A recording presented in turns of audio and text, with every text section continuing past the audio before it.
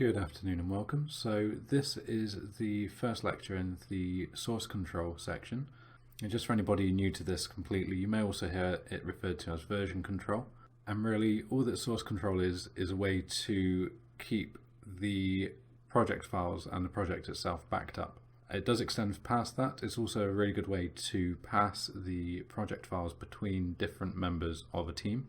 So most companies will use some form of source control to make sure that the project is backed up, and if anything were to go wrong, they'd have a copy of that stored somewhere online through a provider that we're going to look at, and B, to pass data between different parts of the company of the teams.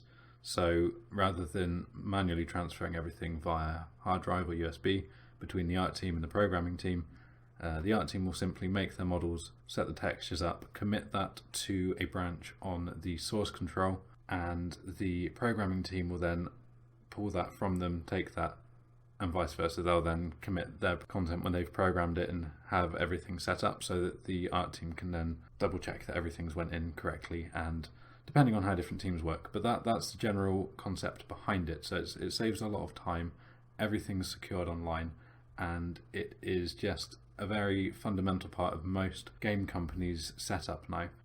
Having the knowledge of this also will give you an advantage over people who may not have come in contact with source control before. So I did have a base understanding of source control before I went to work for my first game development company, and that was because I'd done projects with people outside of the work environment. So we had needed source control to pass files between the different locations that we're working from, our houses. So that definitely helped that I had an understanding of what it was and how to use it. As soon as I went to work for this company, I had to relearn the way that they use it and learn about their providers.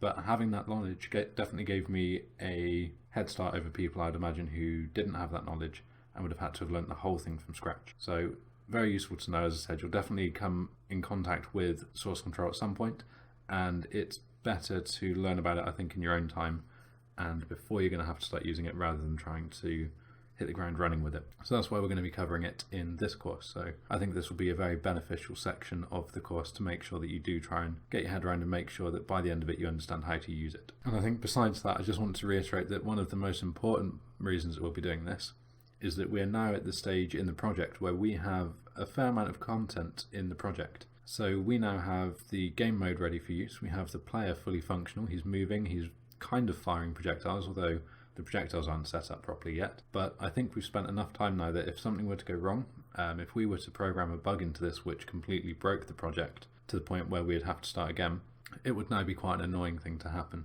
With source control, what we'll be doing is we'll be making regular commits.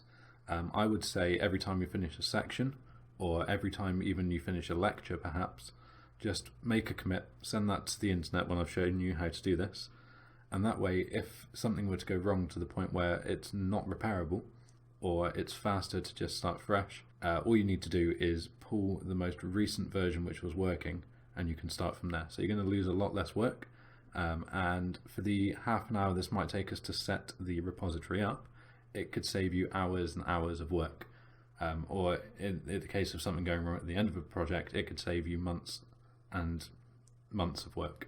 So I'll leave that here for now, and I'll see you in the next lecture where we prepare for the repository and find out what the repository actually is and what it does.